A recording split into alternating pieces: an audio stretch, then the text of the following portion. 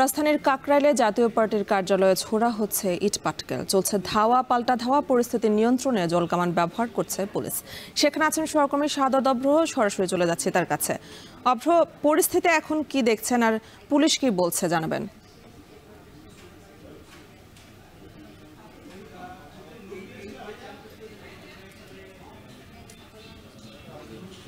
পানির ট্যাঙ্কি তার আশপাশে কিন্তু বলা চলে পুলিশ মোতায়েন করা হয়েছে বিপুল সংখ্যক। তার পাশাপাশি যদি বলতে চাই যে এই যে জাতীয় পার্টির যেই কেন্দ্রীয় কার্যালয়টি আছে সেখানে কিন্তু হচ্ছে কিছুক্ষণ আগে দুর্বৃত্তরা হামলা করে এবং সেই হামলার পরবর্তীতে কিন্তু হচ্ছে যে রমনা মডেল থানা আছে ঠিক পাশেই, সেখান থেকে কিন্তু পুলিশরা এখানে এসে এই যে জাতীয় পার্টির কেন্দ্রীয় কার্যালয় সেখানে এসে উপস্থিত হয় এবং যারা ইট পাটকেল ছুটছিল এবং বিভিন্ন জিনিস কিন্তু বের করে নিয়ে আগুন ধরিয়ে দেওয়ার কিন্তু একটা চেষ্টা করে এই যে এই পুরো ভবনটিতে। এখানে পুলিশরা এসে যখন দেখে যে কিছু মানুষ ইট পাটকেল ছুলছে এবং তার পাশাপাশি আগুন ধরিয়ে দেওয়ার বা অগ্নিসংযোগ করার চেষ্টা করা হচ্ছিল, তখন কিন্তু এই যে পাঁচতলা ভবন, এই পাঁচতলা ভবনের ভেতরে কিছু অংশ জুড়ে কিন্তু হচ্ছে আগুন ধরা শুরু করে।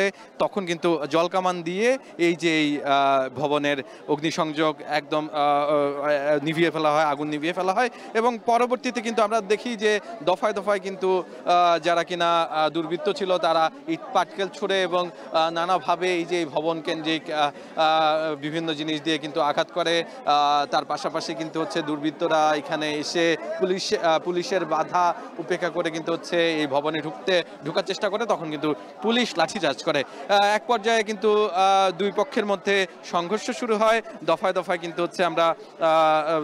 কিন্তু হচ্ছে সংঘর্ষ হতে দেখেছি। আপনি নিশ্চয়ই এখনো ধোঁয়া দেখছেন যে এই যে পুরো জায়গাতে কিন্তু হচ্ছে অগ্নিসংযোগের চেষ্টা করা হয় এবং এক পর্যায়ে কিন্তু কিছু অংশ জুড়ে কিন্তু হচ্ছে অগ্নিসংযোগ করা হয়।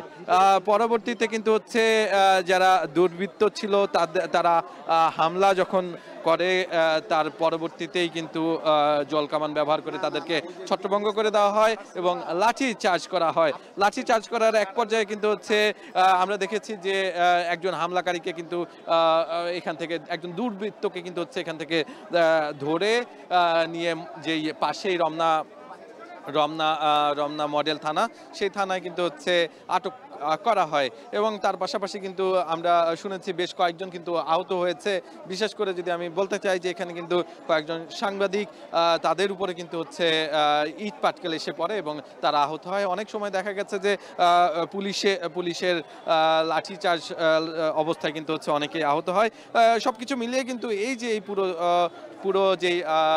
পুরো যেই জাতীয় পার্টির অফিসটি, সেখানে কিন্তু আমরা লক্ষ্য করছি এই মুহূর্তে ধোঁয়া কিন্তু এখনো উঠছে। আপনি নিশ্চয়ই দেখছেন যে সবকিছু মিলিয়ে এখানে কিন্তু আমরা বলা চলে যে সাধারণ জনতা, তার পাশাপাশি কিন্তু হচ্ছে পুলিশের যে নিরাপত্তা বাহিনী, তারা কিন্তু হচ্ছে ইতিমধ্যে যে কোনো ধরনের অপ্রীতিকর ঘটনা যেন আগামীতে না ঘটতে পারে এবং কোনোভাবেই যেন কেউ এই ভবন কেন্দ্রিক কোনো ধরনের ঘটনা ঘটাতে না পারে, সেজন্য কিন্তু তৎপর রয়েছে। তার পাশাপাশি যদি বলতে চাই যে ভিপি নুরুল হক নূরকে হামলা কেন্দ্র করেই কিন্তু হচ্ছে এ ধরনের ঘটনা ঘটেছে। তবে কে ঘটিয়েছে বা কি ধরনের ক্ষয়ক্ষতি হয়েছে এই সম্পর্কে এখনো জানা যায়নি। নিশ্চয়ই পরবর্তী সংবাদে পুলিশের ব্রিফিং বা পুলিশের মাধ্যমে যদি আমরা জানতে পারি তাহলে অবশ্যই জানাবো। এই ছিল আমার কাছে এই পল্টনের কাকরাইলের যেই কেন্দ্রীয় কার্যালয় জাতীয় পার্টি, সেখান থেকে সর্বশেষ। কাকরাইলে জাতীয় পার্টির অফিসে ফের হামলার চেষ্টা করা হয়েছে, সে খবরে জানাচ্ছিলেন সহকর্মী শাহাদাত অভ্র।